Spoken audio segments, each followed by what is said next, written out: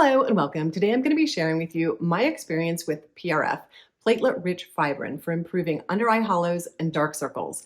I had this procedure done a few years ago as part of my full facial rejuvenation journey. I happened to mention it a few weeks ago during my Near Laser 6-month update video. You guys had so many questions about this, I thought I'd do a dedicated video. If you enjoy videos on skincare, hair care, facial rejuvenation, and a little bit of makeup, I highly encourage you to join the Beyond 50 Skin community so you don't miss my next video. The comments that you guys leave and the stories that you share in the comments are amazing. This is a wonderful group of women that are aging gracefully together. So if you enjoy these topics, definitely subscribe and like and click that notification bell. In this video, I'm going to share my experience, a few before and after pictures. I'm also going to share with you the difference between PRF and PRP, why you might want to choose this procedure versus filler, or this procedure in addition to tear trough filler. Eyes are an important facial feature. Just think about all the eyeshadow tutorials we have out there, all the concealer videos. The eyes are kind of that window to the soul. We use them to communicate. We show emotion with our eyes. We also can see in people's eyes whether they're not feeling well, whether they haven't gotten enough sleep. So the eyes are really important and a very central feature to human interaction. And I think that's why we notice the aging of the under eye or the eye area probably first, more than any other area of our face. I know for me personally, at around 35, I saw a few creases. At around 45, I saw some hollowing. And around 50, I saw some deep structural changes, which is why I decided to do something about it and do some eye rejuvenation treatments in office, and now I'm doing some more at home. In addition to being an area of focus, the eyes go through significant anatomical and structural changes as we age. So it's no wonder that the eye area is probably one of the first areas that you'll notice signs of aging. We have fat pad loss or fat pad displacement. The ligaments in our face get looser, so the fat pads drop, or our cheeks start to drop and make the under eye look more hollow. Also, the area under our eye, the thin skin under our eye, gets even thinner. So we notice veins, and so there's more discoloration. You also get bone reabsorption, which is really fun. The eye sockets actually get larger as we age, and so our eyes kind of sink in. So with all these structural changes, it's no wonder that the eyes are a focus of skincare rejuvenation. Changing the look of the eyes can really give a refreshed and rejuvenated look to the face. If you're noticing these signs of aging in your eye area, why consider PRF, or platelet-rich fibrin, over PRP, platelet-rich plasma? PRF, platelet-rich fibrin, is basically the second generation of using plasma, your own body's natural serum, to increase collagen and elastin production, increase the thickness and firmness of the skin for skincare rejuvenation. The original version was platelet-rich plasma, where they would take a few vials of blood, spin it down in a centrifuge really quickly, and separate out the red blood cells from the plasma. Either apply that topically and microneedle it in, or they would inject it in to increase firmness and thickness of the skin. Now, the second generation, they found out that platelet-rich fibrin, leaving the fibrin in the blood, they spin it down at a slower rate. So there's growth factors, white blood cells, and fibrin in the plasma portion of the serum. They siphon that off with a syringe, and they also use it the same way. They either use it in a microneedling session or inject it into particular areas of the skin where the skin needs firming up, increasing thickness and density, and rejuvenating. So basically, it's a faster way to get the growth factors within the serum to work.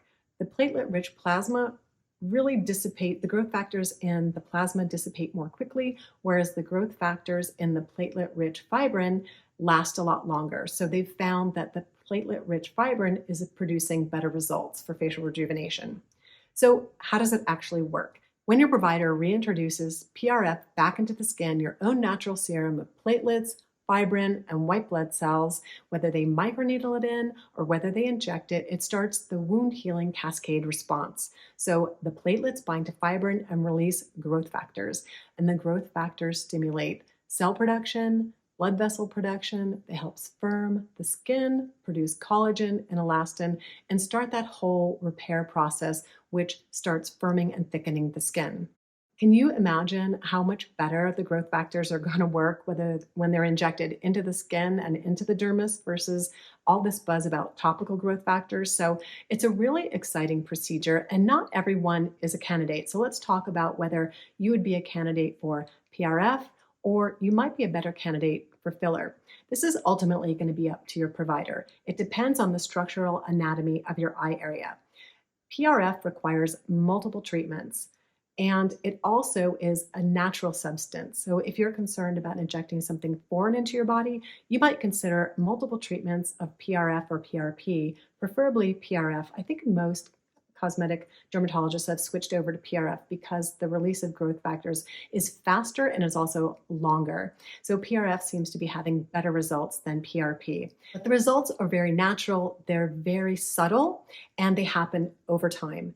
But if you have really, really deep anatomical grooves, or the concavity and the convexity of the cheek area versus the bone area is super deep, I had gotten to the point where my eyes were so receded and the tear troughs were so prominent that I needed a little underlying filler before I did my PRF treatment. PRF won't improve the crepiness under your eye, and it won't improve pigmentation, but it will improve the fullness under the eye if you have a small amount of creping and just maybe a light amount of hollowing. But if you have really deep recesses like I did and lots of pigmentation, you might need a laser treatment, a small amount of filler, and then PRF to kind of smooth everything out. Here's a photograph of the anatomy of my eye before I had the ablative laser procedure. You can see the thin skin, the discoloration, the creasing, and the hollowness. Now, the laser was not meant to improve any volume. It was to improve the pigment of the skin, the crepiness of the skin, and make the skin a little bit tighter and more robust or thicker. This is a photograph 1 year later after I've completely healed from the ablative laser procedure. You can still see I have small protrusions of the fat pad under my eye, and they still are a little bit hollow. This is the reason I decided to proceed with a little tear trough filler. Here's a photograph after my tear trough filler was placed, and I'm off for my PRF treatment. So in preparation for my platelet-rich fibrin, I had to stop all medication that might cause extra bleeding or extra bruising, also no alcohol before, and also a notification that I would not be able to do any exercise or vigorous activity after. I went in for my treatment, they numbed me up, they took 2 vials of blood, spun it down, siphoned off the PRF, and replaced it in my under eye area. And I do know that now they often do it into the crow's feet area. In my crow's feet, they just placed a few smooth threads. So I did not have PRF in my crow's feet area. My provider decided to do some smooth threads. So I just had the PRF injected into my under eye. Now here's a picture of me right when I came out. You can see the 2 puncture wounds that I had. I was numb the whole time, so these puncture wounds look pretty significant because they use a cannula, which is a very wide-barreled needle to inject the PRF in your under eye area, and they inject it at the level above the filler. So it's more superficial than the filler. So you get these kind of big bulges, and I don't have a picture of the day after I got the injection because I wasn't planning to share this with anyone when I actually had the procedure done. I just didn't know that I would have a YouTube channel, so I don't have a picture of the day after, but I just will describe that it was huge and kind of puffy and dark. I was really surprised that it kind of got dark and kind of a blue purplish for about 3 days. That did recede. Post-procedure, I just did some ice packs, no exercise.